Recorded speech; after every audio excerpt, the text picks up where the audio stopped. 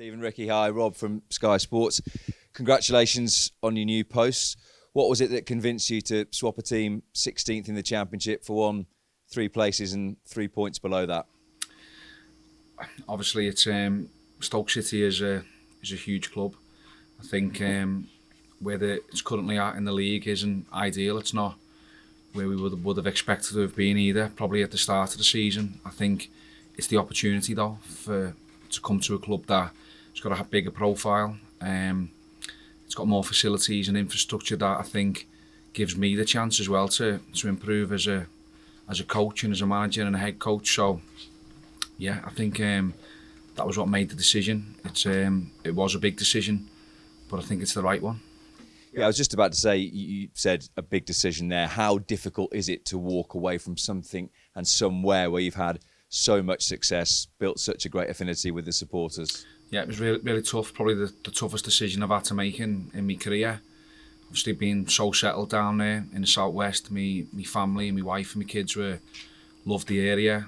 We loved the club. That Plymouth Argyle has got some unbelievable people who own the club, senior management team we had good relationships with for the last 4.5 years, and the players were outstanding. We've had a lot of success since we've been down there.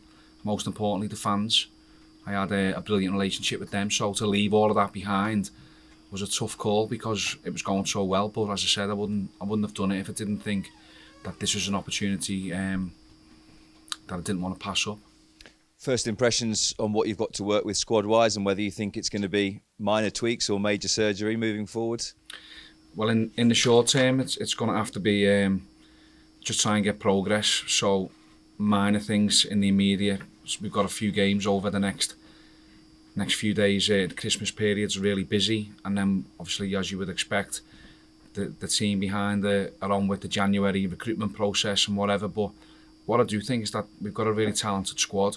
At the moment, obviously, results haven't been going exactly how we would have wanted them to be, but there's definitely some talent in there, and if we can harness that, get the best out of it, there's things also we know we need to improve on, but without the ball and with the ball. So that's where the coaching team come into it. We've got to get to work and work hard as quick as possible. I watched your first interview yesterday where you were talking about your philosophy, and you said Stoke City should be a team that are hard to play against. From what you've seen of them this season then, have they been too easy to play against? Well, the results would suggest that teams have found a way to beat them and take points off them. So, yeah, obviously, I think me growing up as a young player, as a football fan, that's what I always thought about Stoke City. That's going to be a hard game, and that's what we want immediately. We don't want anybody to get an easy ride off us. We need to make sure that we're committed to everything. When we haven't got the ball, we've got to go and press, and we've got to be aggressive and be hard to play against. And then when we have got the ball again, we need to be aggressive and try and be positive as much as possible, so we don't give teams an easy time.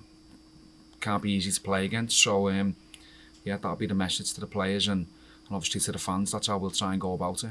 It's a final one to you before I throw a couple at Ricky, but when you are making a decision about whether to come to a club, is there anything in your mind that thinks this feels a little bit like a poison chalice? Some good managers have come here and for whatever reason haven't been able to make it work since the club was relegated.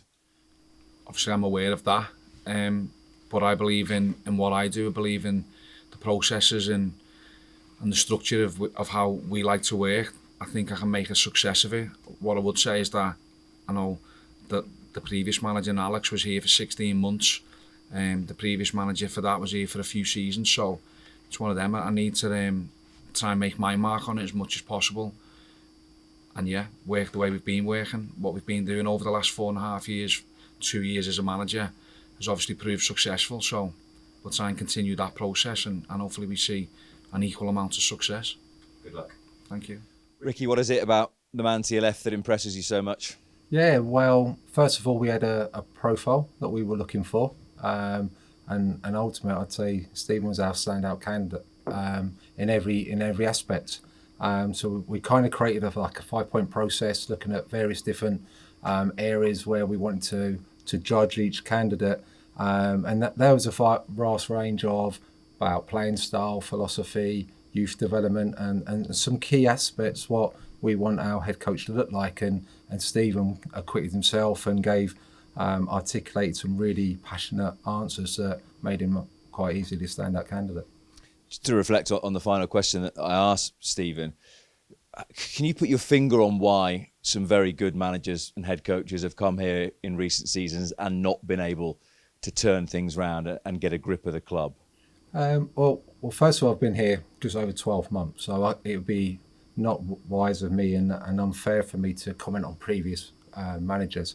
But the Championship is a really competitive league. It's up there with one of the best leagues in Europe. And we go into every campaign, you'll be looking at 22 clubs of the 24 with expectations of all getting promotion.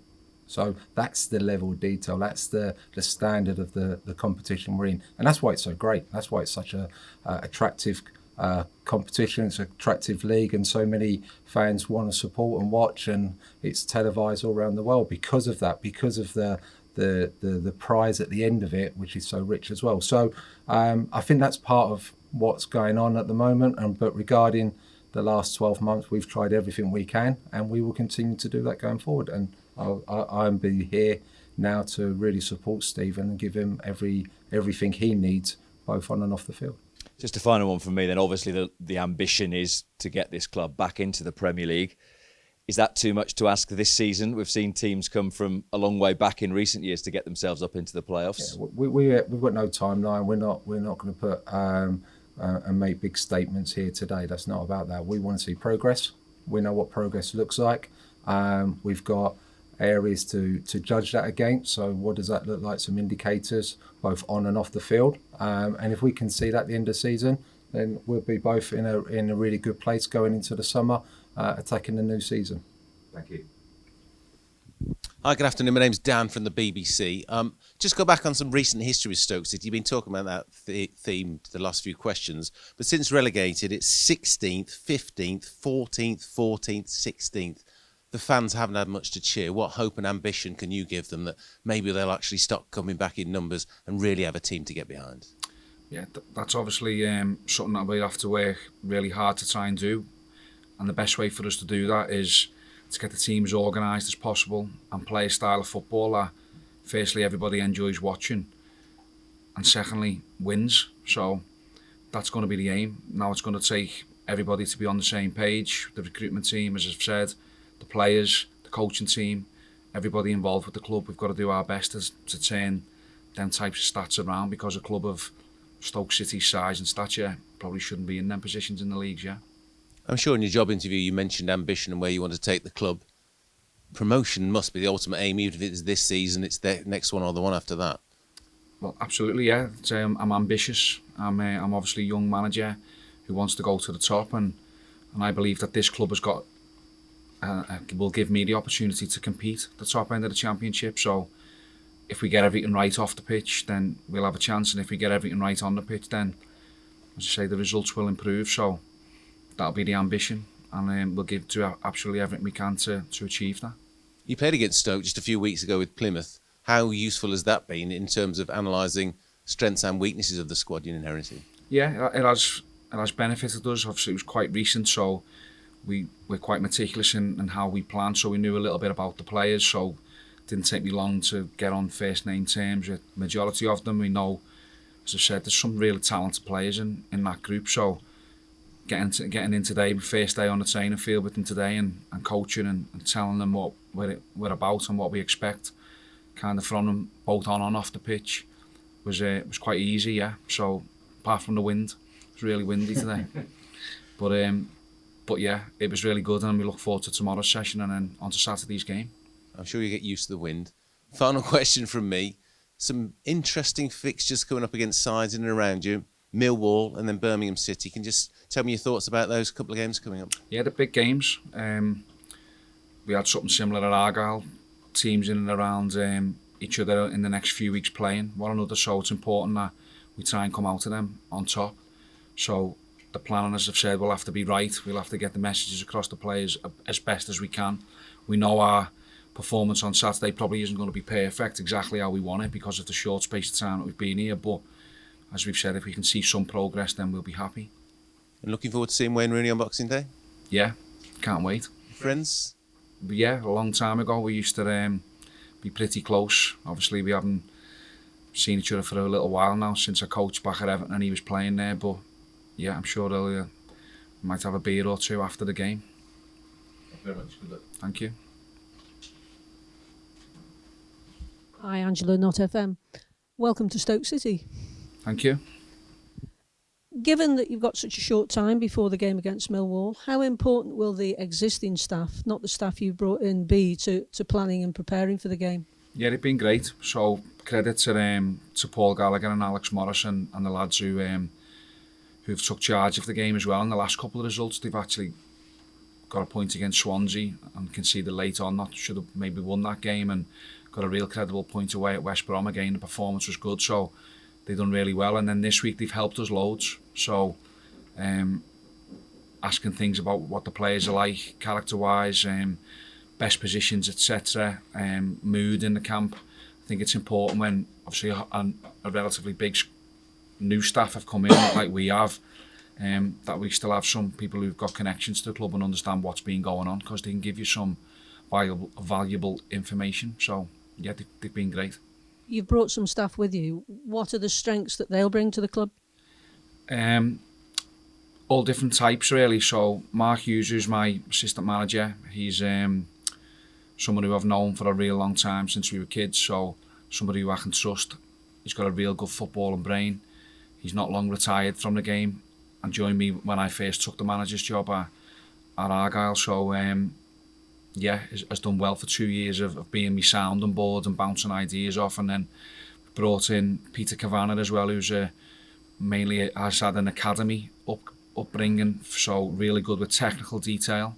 So we've done a bit of work this morning with the players, that just little help, just small details that not everybody will understand, but Peter's really good at that. And then Darren Betcher is a goalkeeper coach who will bring some fresh eyes to that department, and I say, yeah, he's really meticulous in his planning as well. So I'm really pleased with the staff that we've brought, and it's going to complement the staff that are already still there. People tend to forget that there's a game on Saturday. It's just the 3 points, but it's a massive 3 points. You've already played Millwall once this season, and you've had the advantage of playing Stoke recently. How do you see the game panning out, and what strengths and weaknesses can you get from those 2 games you've seen?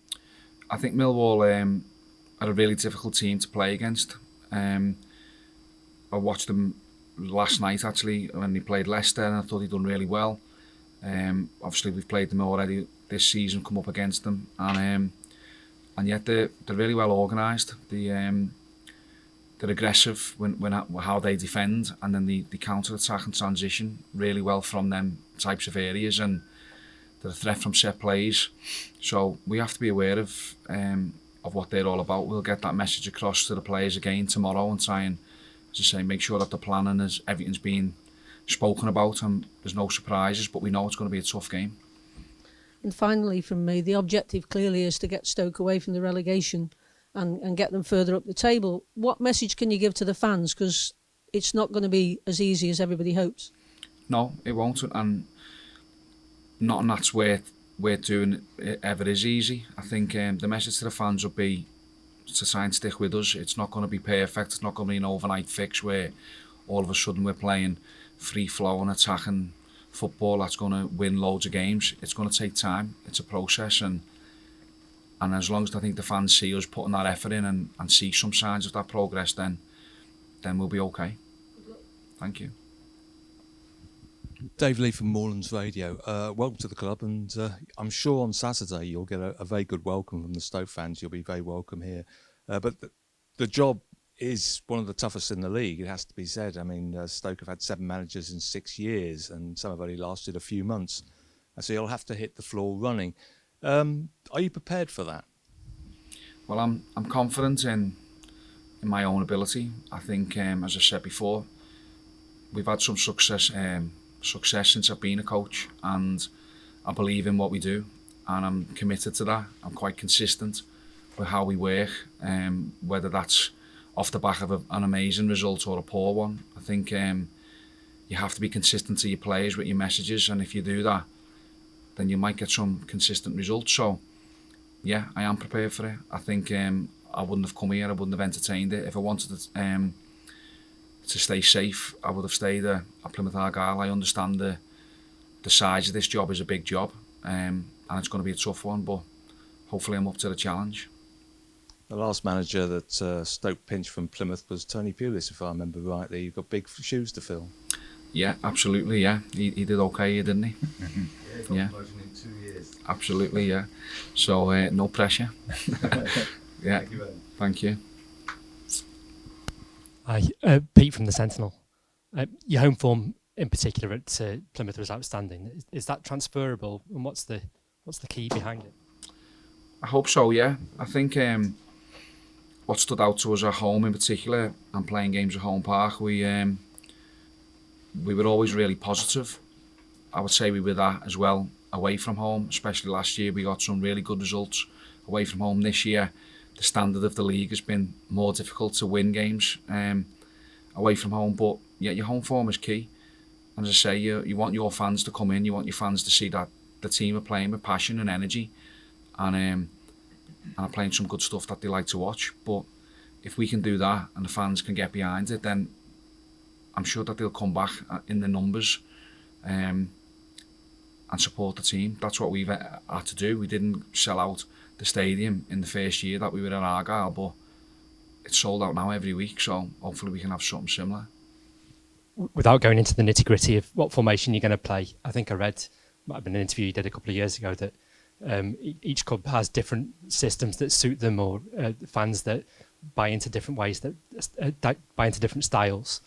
Do you pick something to suit the players you've got, or try to fit the players into what you want to play?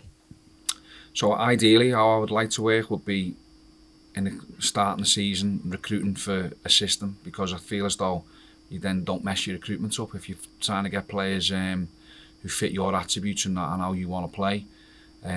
That's what you should do.